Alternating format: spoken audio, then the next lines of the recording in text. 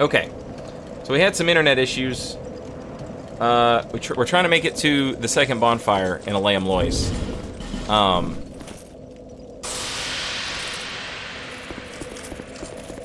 Keep dropping frames, and that's not good. It's especially bothersome when I'm doing a playthrough that I know I'm gonna like upload to YouTube and like keep around, you know? If you're gonna go through the trouble of like having a playthrough that you save, and oh my goodness, as soon as I start playing the game, it happens again. Just unbelievable. Just unbelievable. All right, I don't know what to tell you, chat. Internet's garbage. And it's like, it's just such a bummer. If you know you're gonna like try and like use the playthrough for something, you know, it's especially stressful. It's especially stressful because you're like, you know, you want it to be good quality.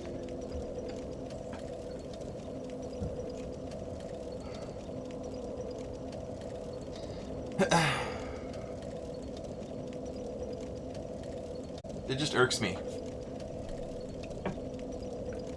All right. Having some internet issues today. Not great. Been dropping some frames, but we're gonna try and make it to this other bonfire.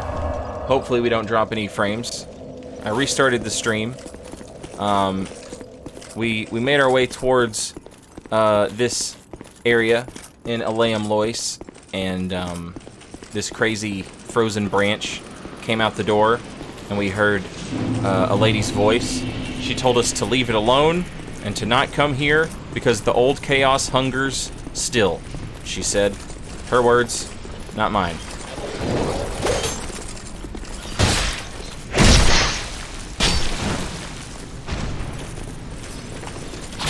I was kind of wondering about, like, how... So, Shulva is obviously, like, a connection, it has, like, obvious connections to, like... I'm sorry, what?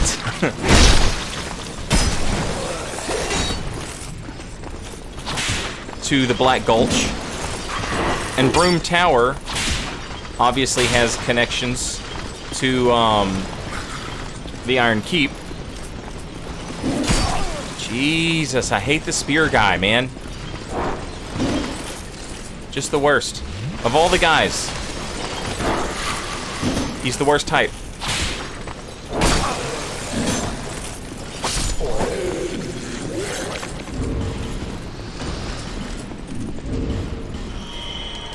But it's weird to try and like draw a connection to Alayam Lois and anything in the base game. Obviously, the Lost Sinner is missing an eye, and she has, you know, her sword is like the Chaos Blade of great swords.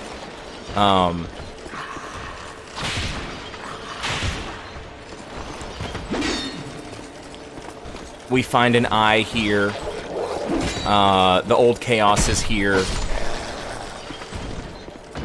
In New Game Plus, she has little helpers in her boss fight that are pyromancers. The priestess eye that we find here allows us to see, like, invisible enemies in the shaded woods. But none of this screams, like, Lost Bastille to me. And none of this screams, you know, shaded woods to me. So I'm kind of, like, keeping an open mind here to look for connections between Alayam Lois and anywhere in the base game. And one of the things that I thought about was, like, there's golems here, but there's no giants. And they made it seem like the, you know, Vendrick used the the giants to make golems. Or Aldea and Vendrick. But there's no giants here. There's just golems here. Which is strange. I'm looking for... I need, like, just drop me... You know what I mean? I need items. I need item descriptions. Somebody feed me item descriptions. None of these enemies want to drop me anything. It's disheartening. I love you. I love your hitboxes. I love the way you move. The way you make me feel. You really turn me on. You knock me off of my feet. My lonely days are gone.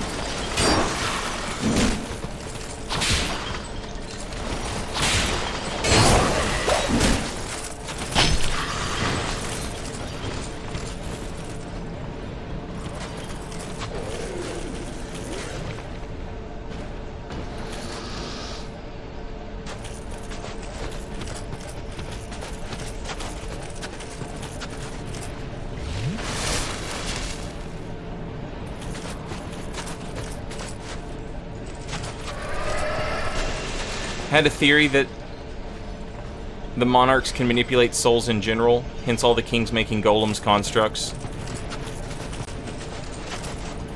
Mannequins, yeah. Okay. I mean, yeah, I could see that.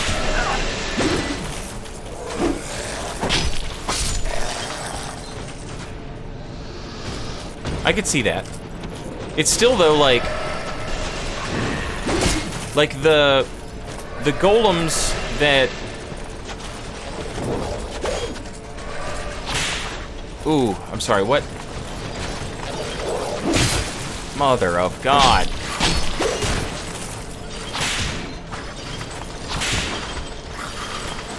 Like, the golems that Vendrick uses in the castle, they seem like, you know, they're based on the giants. And then Chancellor Welliger even says something about, like, after Vendrick returned from the north, after he defeated the giants, that's when they started construction on the castle.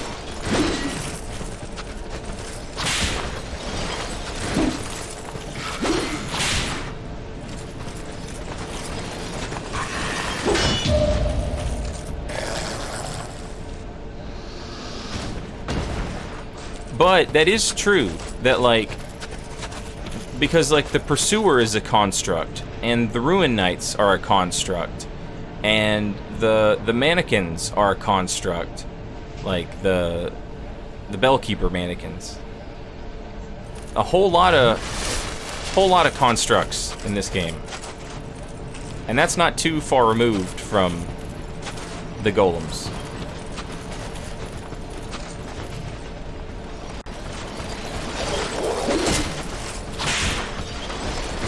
Why Spear Guy? You know I hate Spear Guy. He's my least favorite guy.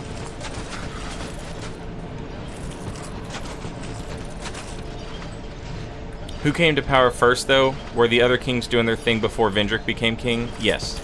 Vendrick is the last one. Vendrick is the last one. And he was, essentially a hoarder. He was a conqueror. Good video game. A good video game. A good video game.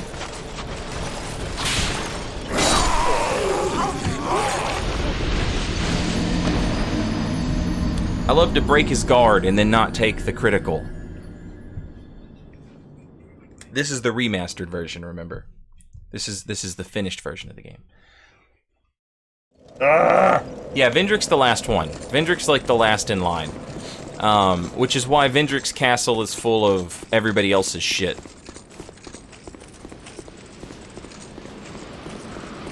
Vendrick... I mean... Probably... probably every one of these dudes that we encounter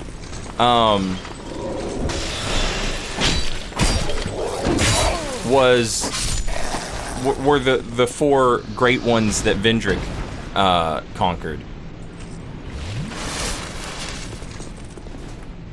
I forget who it is who talks. Jesus Christ.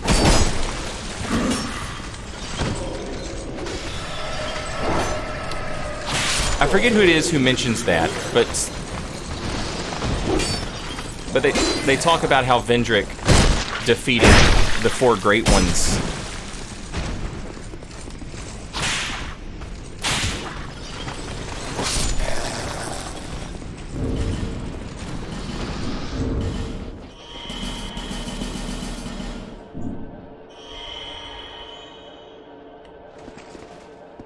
You can even kind of put an order on things. Like Shulva would have been the first kingdom. Or either Shulva or Layam Lois would have been the first of the kingdoms. It's possible a Layam Lois came first. But you have Shulva, and then you have the Iron Keep. Because the Iron Keep existed in the time of Mitha, and Mitha drew poison out of the earth, right? To make herself beautiful. And the poison comes out of the earth as a result of Sin, the dragon, waking up and spewing poison everywhere. So we can at least put those two in an order. Shulva, then Iron Keep, or Shulva, then Broom Tower, however you want to look at it.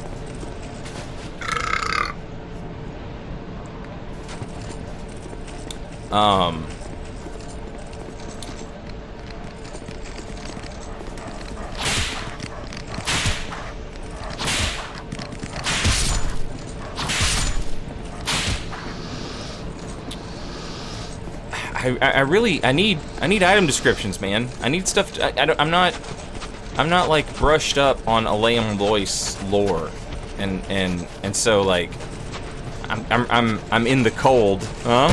I'm out here in the cold. Chat, get it?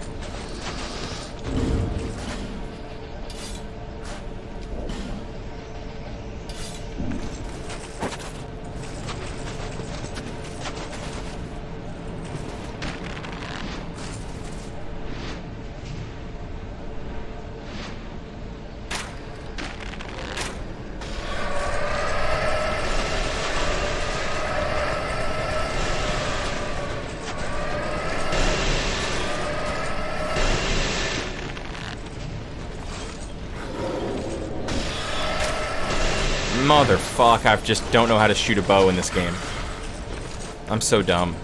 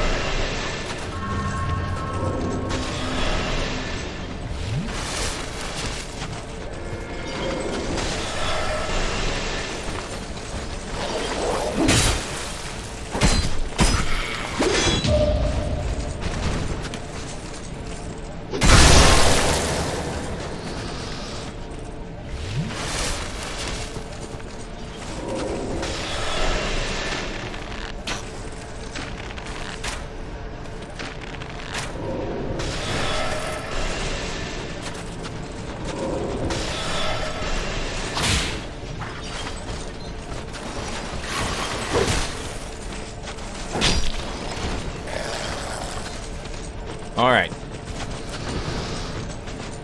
I can't believe none of you guys wants to drop me your dope-ass ice rapier. You know you got like all these ice rapiers and you won't even give me one.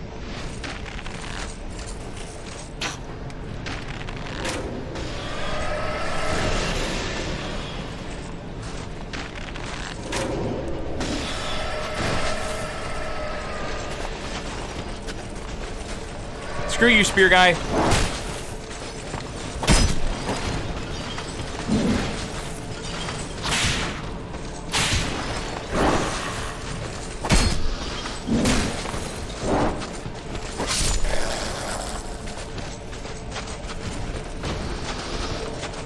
Magic ice to seal away the old chaos? Yeah, somehow Aslana has the ability to do this. And I'm not like super brushed up on my Alien Lois lore, so I've got some reading to do.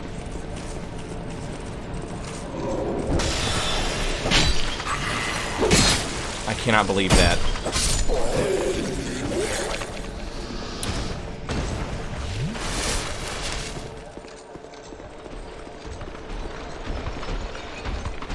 What the hell has happened here?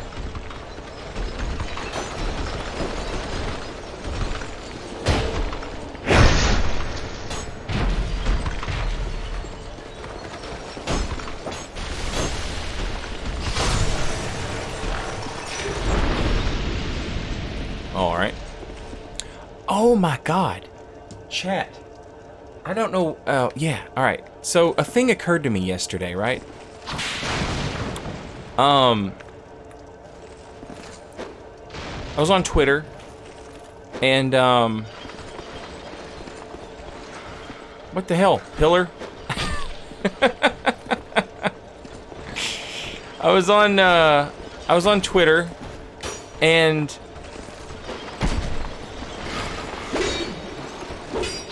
Dark Souls turned 10 years old today. Happy birthday, Dark Souls. And everybody was kind of sharing their 10-year-old Dark Souls story. And, Illusory Wall... No, not Illusory Wall, sorry. Sunlight Blade. Sunlight Blade was like, yeah, I remember going into a Blockbuster video and looking at, God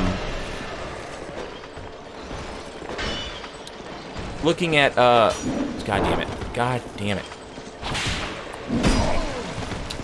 Looking at the box for Dark Souls.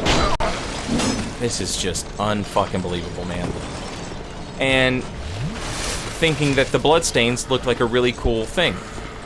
And I thought that was funny, because Sunlight Blade's top 10 videos, like, you know, the top 10 videos he makes, top 10 crazy deaths, top 10 moments, yada yada. They are essentially just like,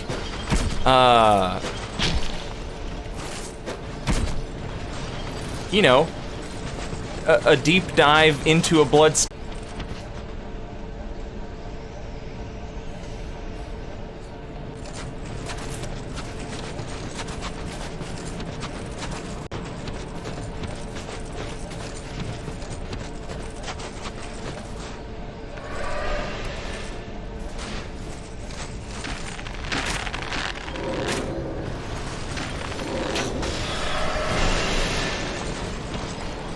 I'm so glad that at least these dudes get poisoned quickly.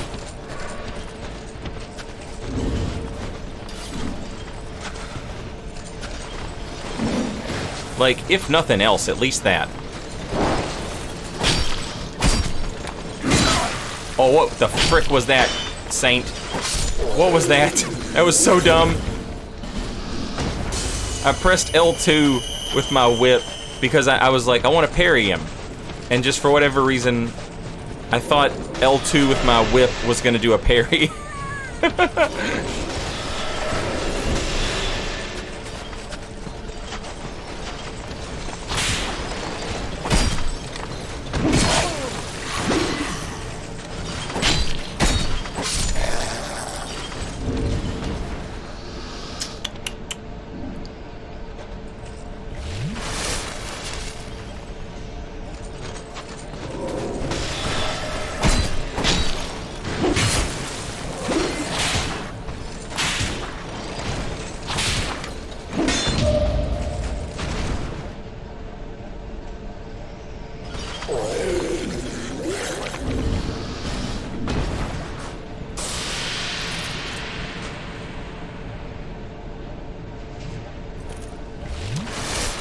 In Dark Souls 1, a parry in the offhand, if you pressed L2, would parry, yeah.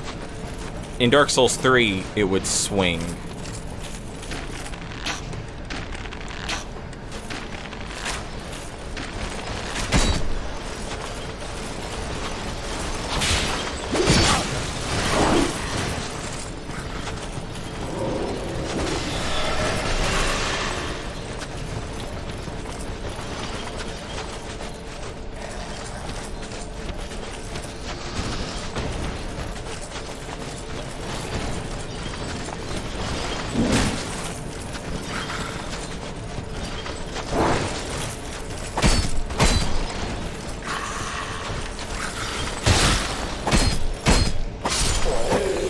Okay, we're gonna make it to this damn bonfire.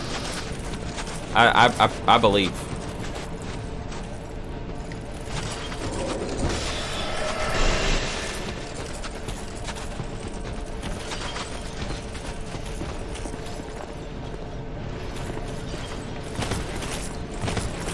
Oh, come on.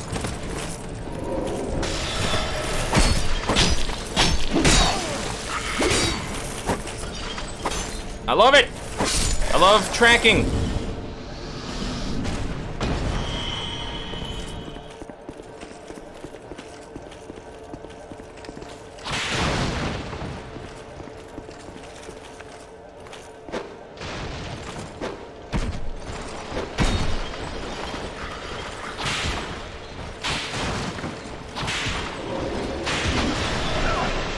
Oh, that was a lot of damage. That was a lot of damage for a little laser beam.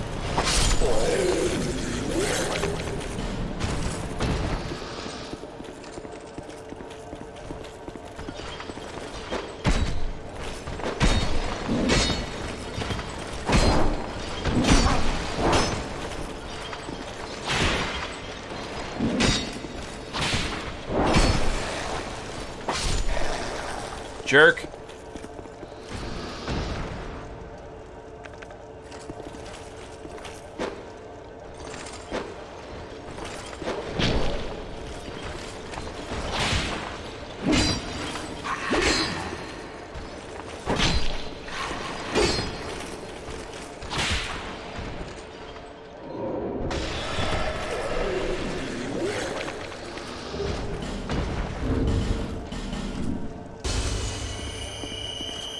One of you nerds, give me your sword.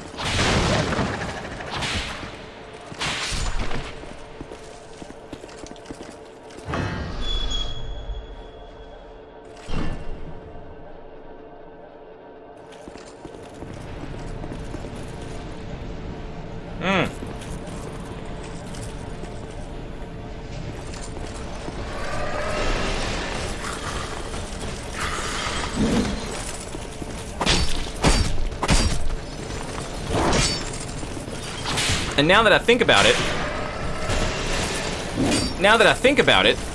actually,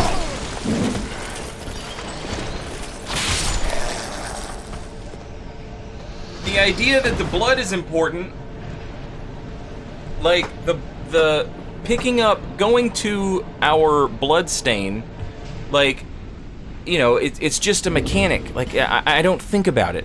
Now that I'm actually thinking about it, like, there's all kinds of weird shit. Going to your bloodstain, like, that's where your souls are kept. You...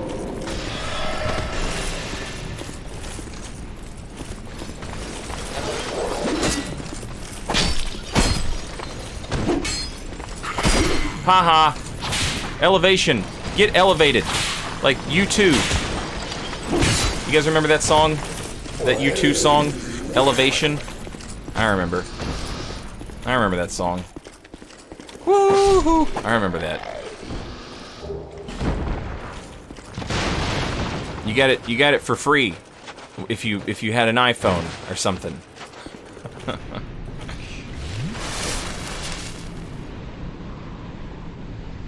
Who is the lore historian from all the item descriptions anyway? Voice of God, I guess. I don't know. That's a good question. But I don't think we should, like... Oh my lord. No damage. No damage.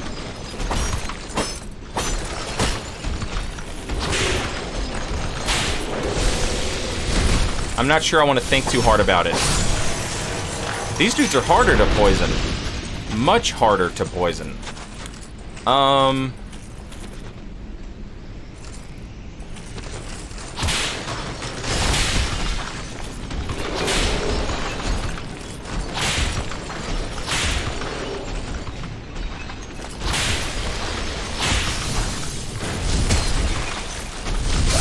God fucking damn it! Are you serious?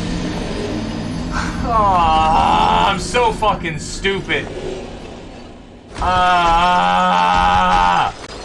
My brain doesn't work. I walked behind him and pressed R1 to try and backstab him. Oh, I'm so fucking stupid. God damn it.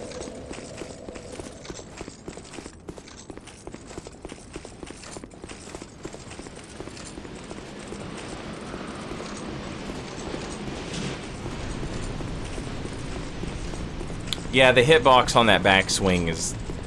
But, like, Dark Souls 2 hitboxes are, like... They stick around. They stick around for a long time.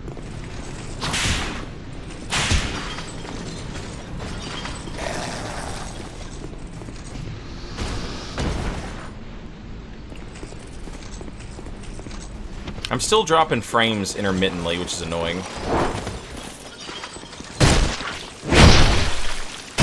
Yeah, they stick around, and some of them start a little earlier than you would expect.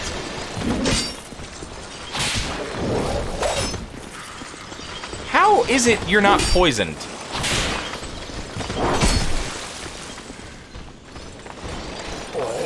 Good for you, wow. You're a real getter.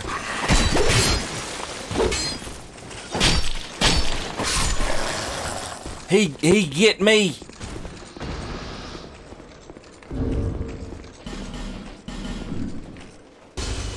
These dudes are driving me crazy. I hate them. The spear guys. Just absolutely hate them.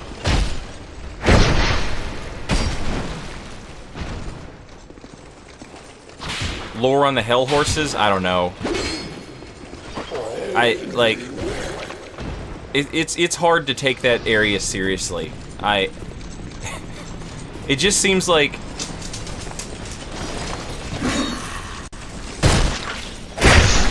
What's that place called? I can't think. My brain's not working today. I woke up too early.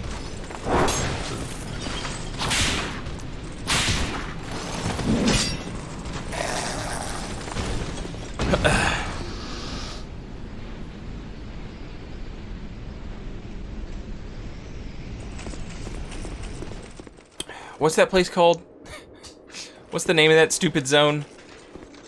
Frigid Outskirts. The Frigid Outskirts... Oh my god. Internet, please.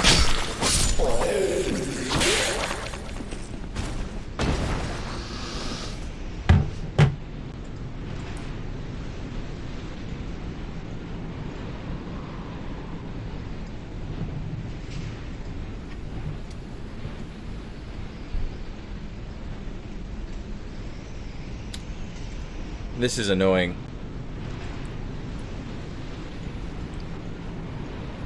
My Comcast brand internet has Havana syndrome, chat. It's real and it's dangerous. And it's made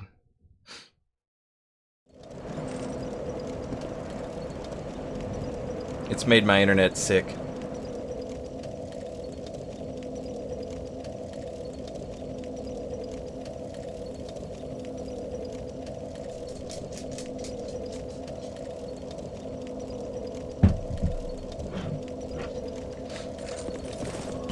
The communists have fired beams into my internet.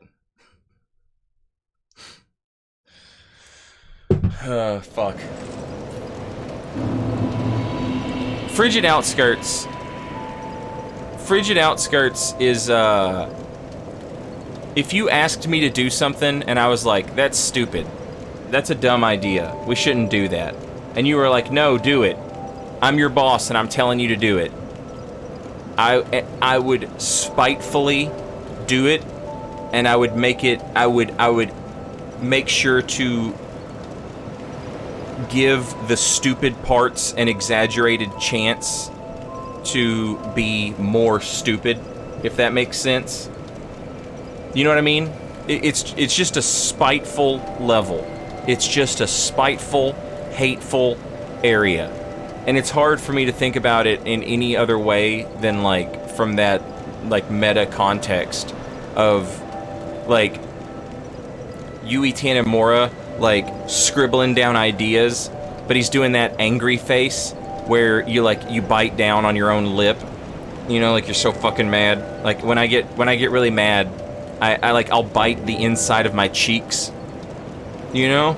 And I just imagine him scribbling, like, I can imagine Bandai Namco was like, or whoever, you know, somebody is like, we want a level where it's like, you know, like ice, like a snowstorm, and it's hard to see.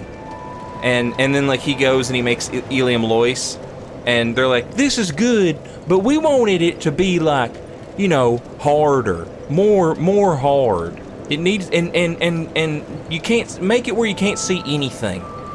And so now at this point, like, he's just mad about how stupid it is, and he wants them to see how stupid it is, so he shits out the worst idea he can shit out, and he's like, here's what you wanted. And they're like, perfect. That's exactly what we wanted. That's perfect. Thank you.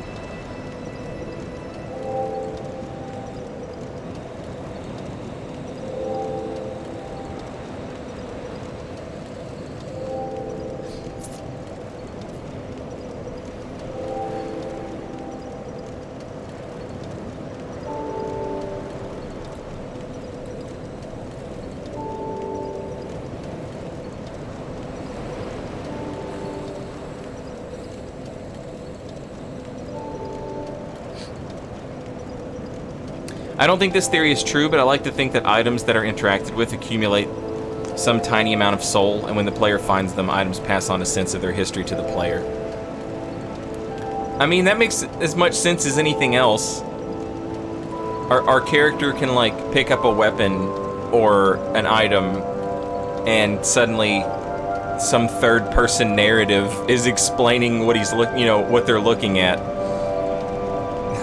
You know, that makes as much sense as anything else. My take is that your character's just guessing. The problem with, so in fiction, there's a thing that's like an unreliable narrator. What's up?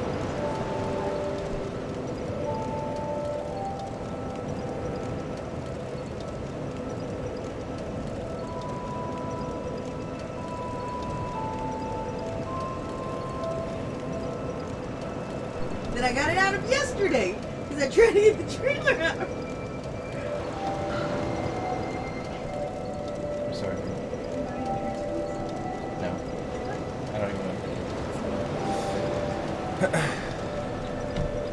What were we talking about? Transfer cases. Please buy me one. We're not talking about transfer cases. Buy me one, please. They're very expensive. I can't afford it right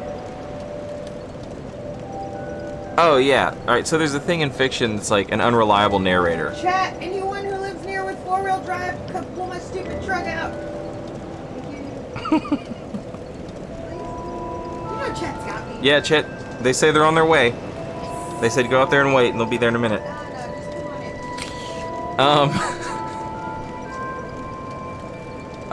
in. Yeah, anyway, unreliable narrator. Unreliable narrator is like it's an interesting concept if you're like reading a book, especially a book where other characters give their take on things. Like, maybe the main character is offering up their opinion on things. And then you have these side characters, and they offer up their take on things. And then you have like an antagonist, and the antagonist offers up their take on things. And in that kind of situation, an unreliable narrator is fine, because you have all this other information to go on, right? But in a game like Dark Souls, that doesn't work at all. Other people talk about it. They're like, yeah, the you know, maybe what if the person who's giving us the item descriptions is a narrator that we can't trust? And it's like, okay, if the person giving us the item descriptions is a narrator that we can't trust, then there's no point in talking about any of this. Because it's literally the only thing we have to go on.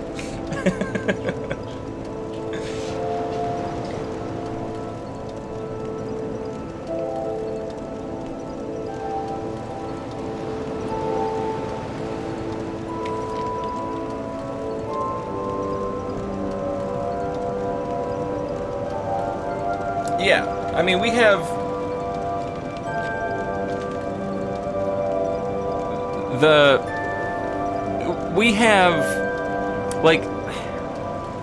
like Lycia's just a liar, you know? She's just a character that we interact with, and she's just like straight up like a deceiver. Alfred's a little more complex, because it's not that he's like deceiving us. He's just not telling us everything. Which, and I guess that's a type of deception. But I mean, he's not outright lying to us. Like Framped.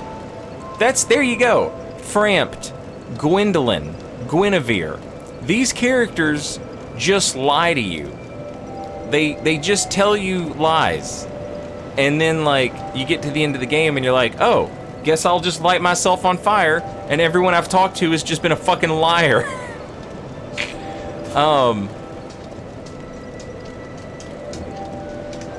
But the item descriptions don't lie to you.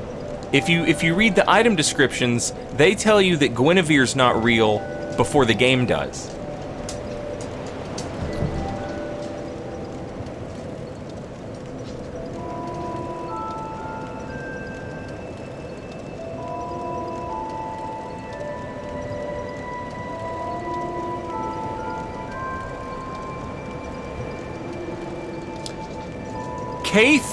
Kaith is also deceitful, but Kaith will actually at least tell you what happened.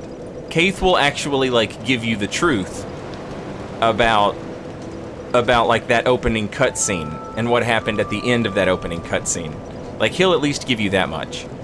Framped, Kaith won't tell you whose idea it was to teach the humans of New Londo or the humans of Ulasil about humanity. Kaith won't tell you that, but he'll tell you the other stuff.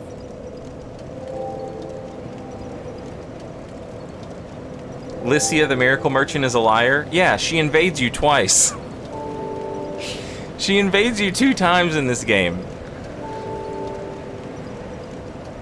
Also, not only that, the first time you meet her, she's like, this place is dead. She's like, I need to go somewhere else where I can like trick the gullible people into, help the gullible people. And then the next time you talk to her, she's like, oh, this path right here is blocked off, but I can open it with a miracle. If you pay me, I'll open it with a miracle. And you're like, okay. And you pay her, and she opens it. Then later on, when you kill her, you get this thing, and it's like it's just mechanical. It's just a mechanical thing. there's no magic in it. She just tricked you. She just lied to you.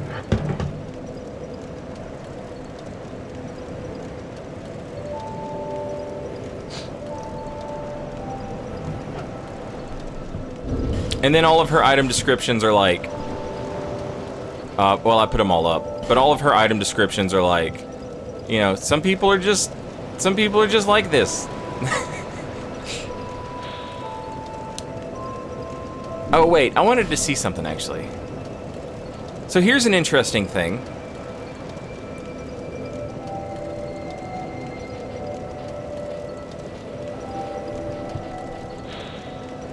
Neat. Okay. Lindelt. which is where Lycia is from.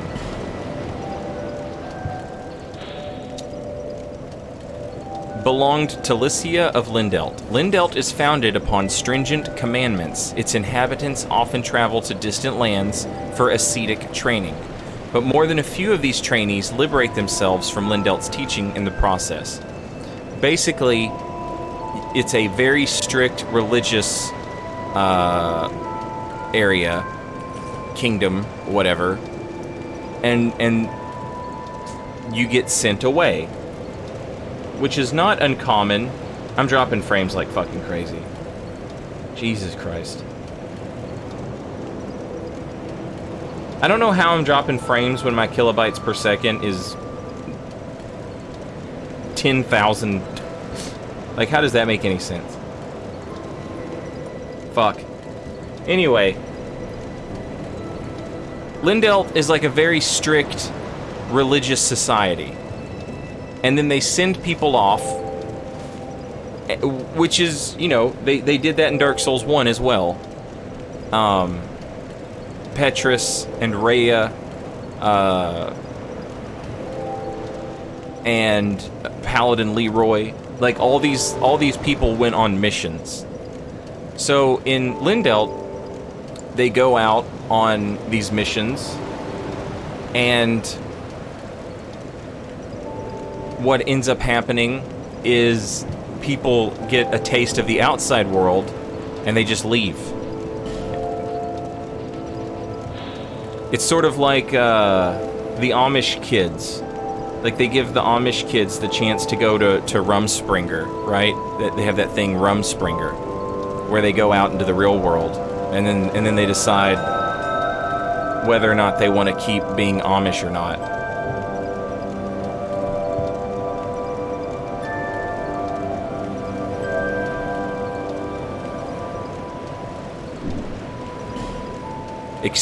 Except I don't think you're supposed to be given the choice. You're just supposed to do this stuff. Jig, thank you for the raid. Hope you had a fun stream. Welcome, everybody.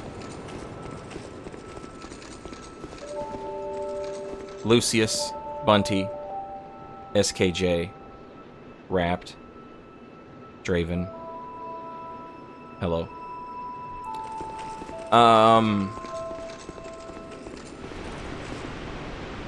I just want it to be quiet. I just want the game to be quiet. Like, if I could get that Majula music at about that volume without this waterfall sound, that would be great.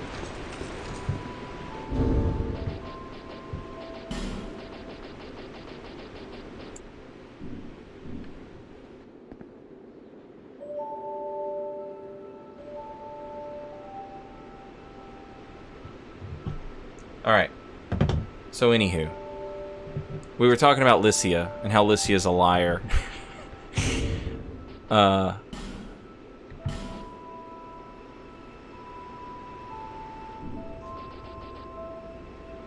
But we were also talking earlier. We were talking about like the time frame of Dark Souls 2 and how you could actually kind of like start to put these kingdoms in order. So like if like I know Raph keeps like a book of her notes.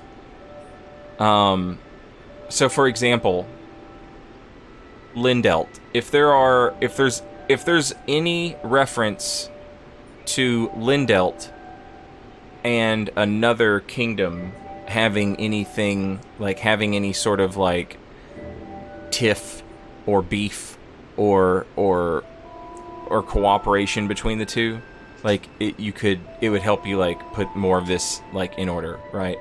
But Lycia's from Lindelt, and Lindelt is founded upon stringent commandments. And then the Archdrakes from Lindelt.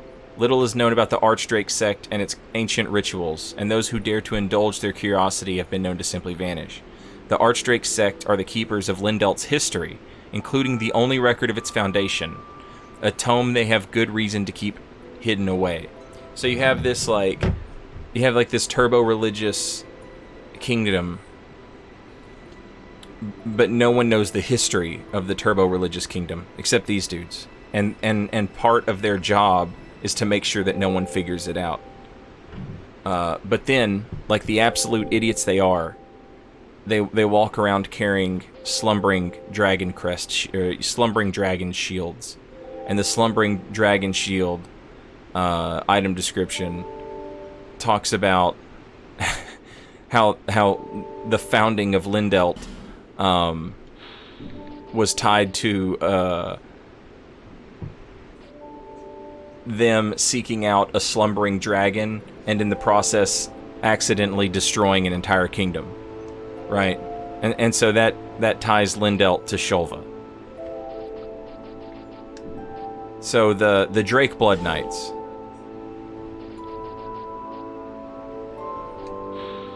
would eventually become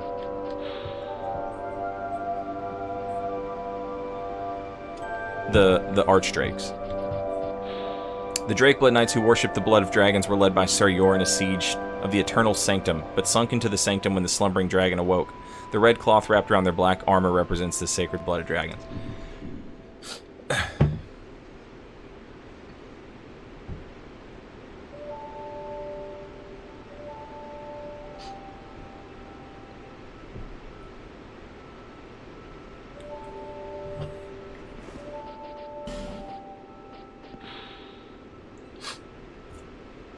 Yorg's ring has the Drangleic seal on it. I wish you could do the thing like you can do in every other Souls game, where you can make the picture bigger. I guess I could look online. I'm sure somebody's done it.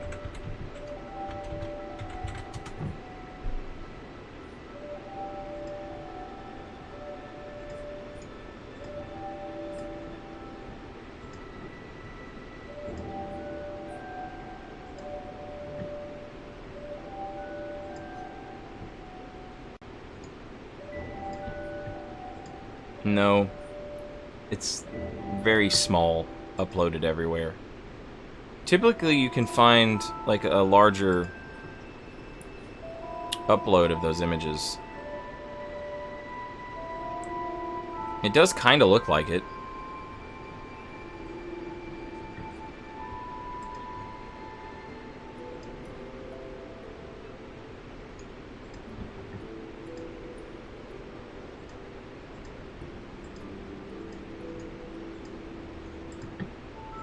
That one's slightly bigger.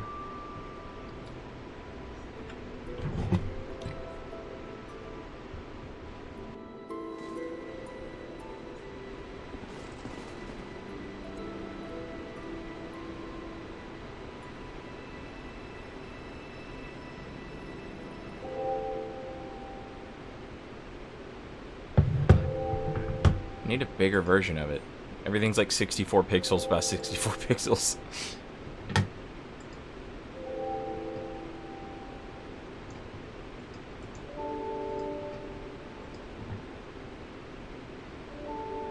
There we go. Oh, yeah. Okay.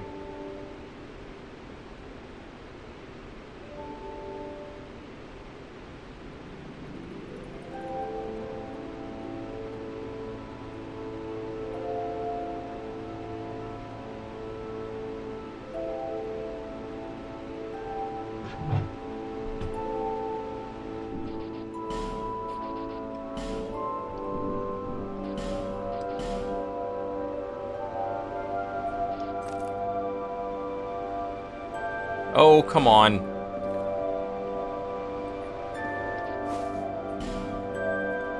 You're telling me none of you nerds put this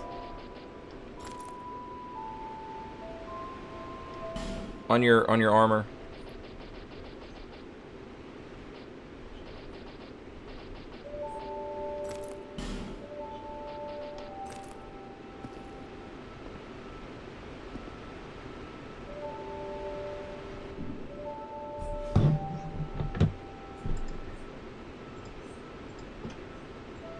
Hey, what's up, King Calamite?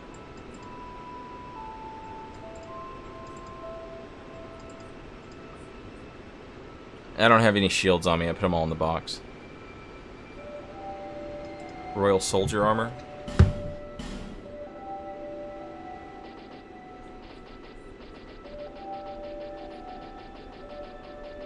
I think I have to buy the Royal Soldier Armor, don't I?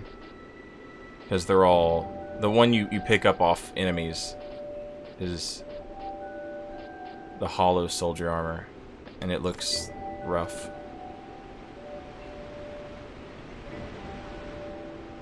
There it is.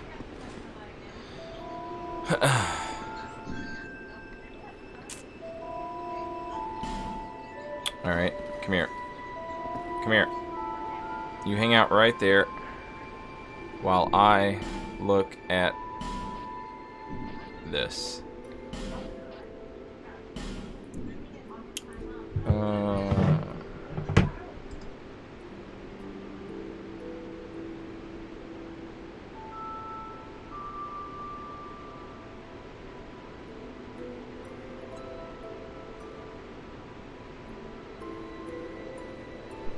I don't know if this thing has, like, the tails of the dragons cut off.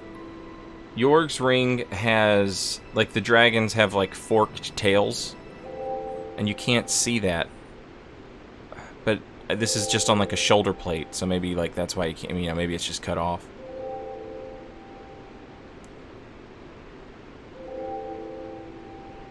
But it is, like, very similar. It's two dragons, but, like, the Yorg's Ring's dragon's wings are very like bat-like, like almost like skeletal. The webbing between looks like skeletal, but it is like very obviously like the same type of crest, where you have like this line that starts up top and goes down into what I'll describe as a flower. And then the flower kind of like stars out.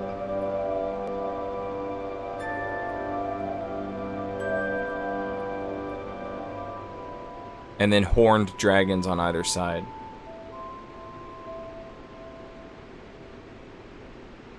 It almost looked like it's been flipped. The dragon on Yorg's Ring on the left has like the three talons on his foot is like very obvious. Very much like the dragon on the right on this armor. It's almost like it's been flipped.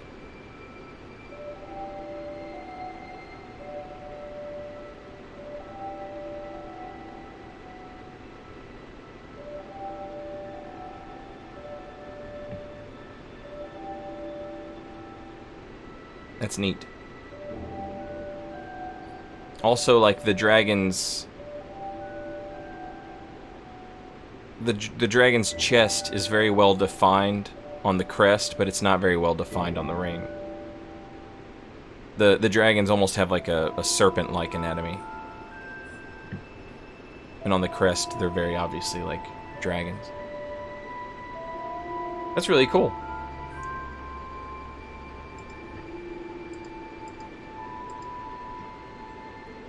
Yeah, they're very similar. Like, I mean, like, they are obviously meant to, like... They are obviously meant to look similar.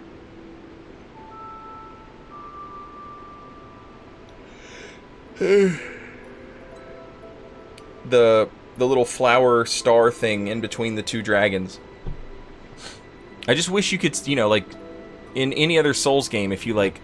pressed square, you would get a bigger picture of the ring, and you don't get that in Dark Souls 2.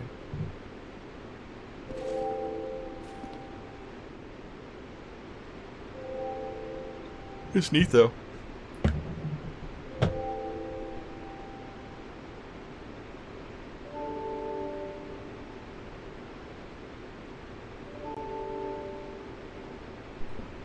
So maybe Sir Yor was affiliated with Drang Lake. Maybe, like, well, that would have been, like, forever ago. The events of... But that doesn't necessarily, you know... I don't think he would have been, like, from Drang Lake. But like that doesn't stop him from being like somehow involved in the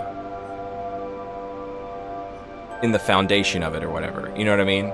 Like using Sir Jorg as like a template, or like, you know, like a King Arthur type of Drang Lake or something like that.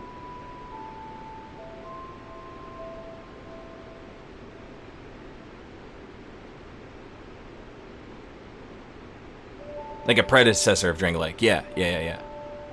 I can't, my brain's not working today, chat. I'm sorry. I can't talk. I woke up too early. I need a nap.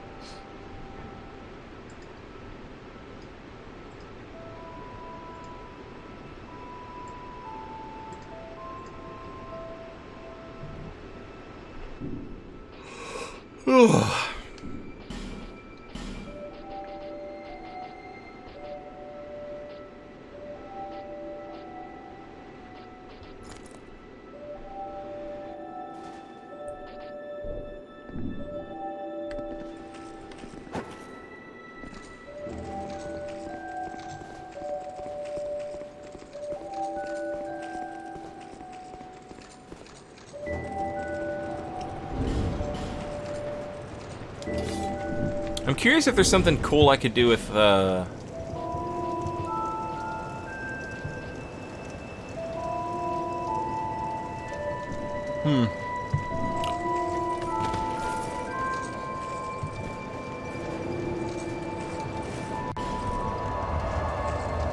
My brain is dropping frames. It's true. My brain do be dropping frames. Like my internet.